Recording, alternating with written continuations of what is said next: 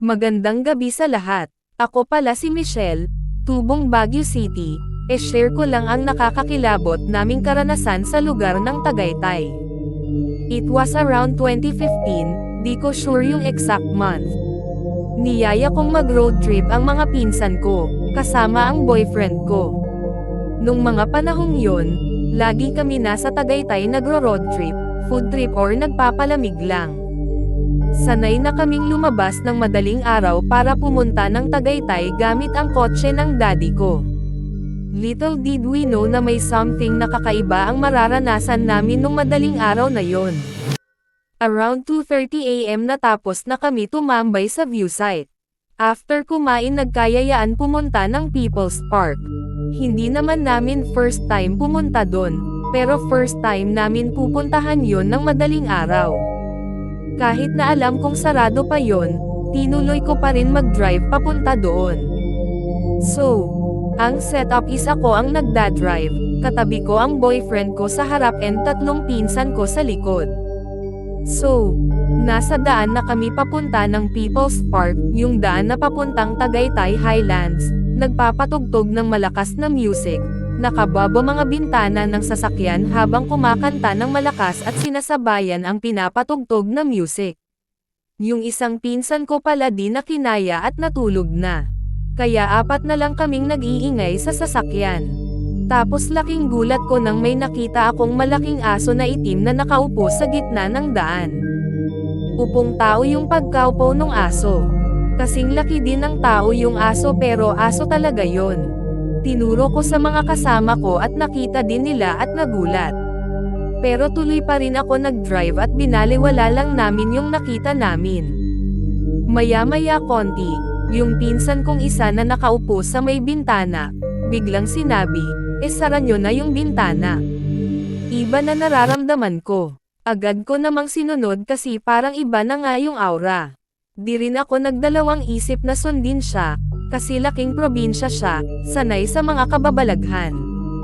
Yung isang pinsan ko, parang ayaw pa maniwala at tinatawanan pa kami, pero iba na yung pagkatahimik namin, kaya natahimik na rin siya. Yung isa ko pang pinsan naman tulog na tulog pa rin. Nung sinara ko yung bintana, nagmo-moist yung windshield at mga bintana namin, kaya parang naging low yung visibility, pero tuloy pa rin ako sa pagdadrive. Wag daw ako titigil sabi ng pinsan ko. Mga ilang minuto ang lumipas, sabi ng pinsan ko, inaaswang tayo. Maglagay kayo ng piso sa bulsa para di kayo madala. Lakasan nyo loob nyo. Malakas tayo. Biglang nagkaroon ng marka na hugis kamay sa tapat ng bintana na dahil nagmo-moist, kitang-kita yung hugis at dahan-daang lumalaki na para bang kinal mo. Nung nakita nung pinsan ko na hindi naniniwala, bigla niyang sinabing, iba na nga to. Naniniwala na ako. Tapos sa isang korabada na pakaliwa, may poste ng ilaw doon na puti. Pagkadaan namin, pumutok yung ilaw at napansin namin bago nangyari yon, parang may malaking itim na lumilipad sa taas namin. Malakas yung pagkakaputok ng ilaw pero, nung nakalampas na kami, pagtingin ko sa rearview mirror, parang di naman nawala yung ilaw. Doon na namin na-realize na, nililigaw na kami ng aswang dahil puro kaliwa na yung daan namin. Maya-maya, may sumulpot na nagmomotor sa likod namin. Naka-helmet siya na buong ulo, sakop tas itim yung tikip kaya wala ka makikitang mukha. Nakabuntot lang siya sa amin. Ayaw niya mag-overtake kahit na sobrang luwag naman yung daan at ang bagal lang ng takbo ko nun. Kinakabahan na rin ako at nagdasal na sana walang mangyari at biglang nawala yung motor pagtingin ko sa side mirror.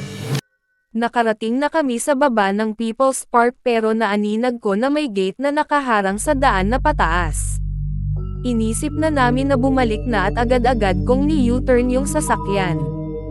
Napakalawak nung daan, pero yun ata yung pinakamatagal ko na pag-U-turn ng sasakyan sa buong buhay ko. Yung tipong napakabigat nung manibela parang walang power steering o parang may pumipigil sa akin. Nilabanan ko yung takot dahil alam ko na pag nahuli niya loob ko, Lahat kami makukuha niya kaya nilakasan ko ang loob ko na mag-focus sa pagdadrive at nagdasal na makauwi kaming ligtas. Nung nasa daan na ulit kami pabalik, lumabas na naman yung nakamotor ganun pa rin, hindi siya nag-o-overtake. Parang sinusundan lang talaga kami. Tapos bigla na naman siyang nawala.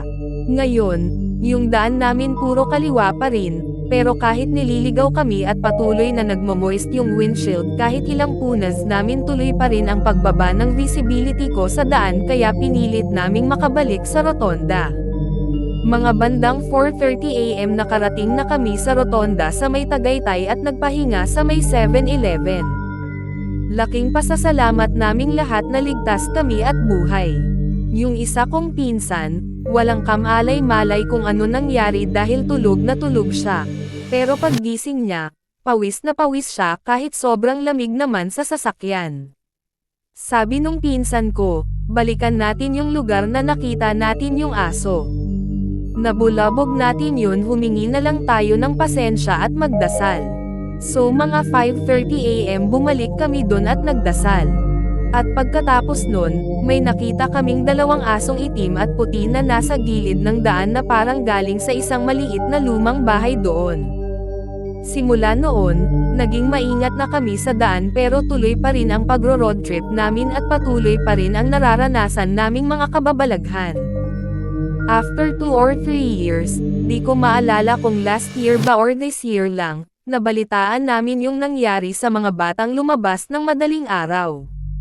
Yung tinakas yung kotse at nag-road trip din pero nasawi sila lahat dahil nabangga sila at nasunog. Di na rin kami nagulat kung saan yun nangyari. Dahil yung daan na yun, yung daan din na kung saan kami naaswang.